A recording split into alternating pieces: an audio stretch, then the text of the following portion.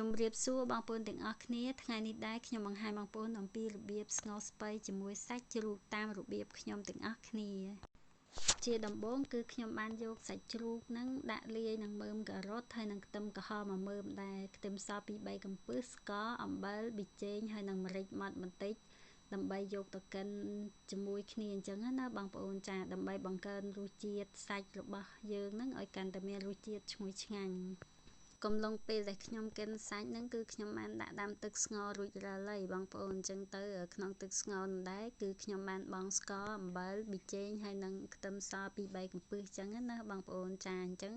ពេលដែលកិនសាច់រួចហ្នឹងគឺឃើញថាទឹករបស់ខ្ញុំហ្នឹងគឺពុះល្មមអីបងប្អូនអញ្ចឹងទៅខ្ញុំក៏បានយកមើមការ៉ុតដែលនៅសល់ហ្នឹងបង់ចូលហើយនឹងបន្ថែមដុំស៊ុបខ្នុរហ្នឹងចំនួន1ដុំទៀតចំណែកសាច់ដែលកិនរួចហ្នឹងគឺខ្ញុំបានយកទៅមូលដុំទូចដូចក្នុងវីដេអូអញ្ចឹងណាបងប្អូនចាដាក់បង់លក្ខណៈជាប្រហិតអីអញ្ចឹងទៅបងប្អូន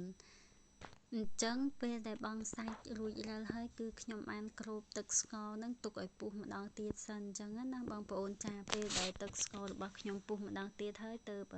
ខ្ញុំចាប់ផ្ដើមយកស្ពៃហើយនឹងស្លឹកខ្ទឹមនឹងបង់ចូលតែម្ដងទៅអញ្ចឹងឃើញថាស្ងោរស្ពៃរបស់ខ្ញុំគឺបានឆ្អិនរួចរាល់ហើយបងប្អូនចំណែករសជាតិហ្នឹងគឺឆ្ងាញ់អញ្ចឹងណាបងប្អូនចាបើបងប្អូនអត់ដឹងធ្វើម្ហូបអីទេអាចសាកល្បងធ្វើម្ហូបមួយមុខនេះបានបងប្អូនងាយលឿនប៉ុន្តែរសជាតិក៏ឆ្ងាញ់ហើយចំណាយលុយតិចទៀត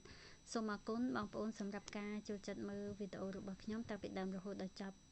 សូមបងប្អូនជួយ follow ហើយនិង like មួយផងដើម្បីជួបគ្នាវីដេអូក្រោយៗទៀតសូមអរគុណសូមជម្រាបលា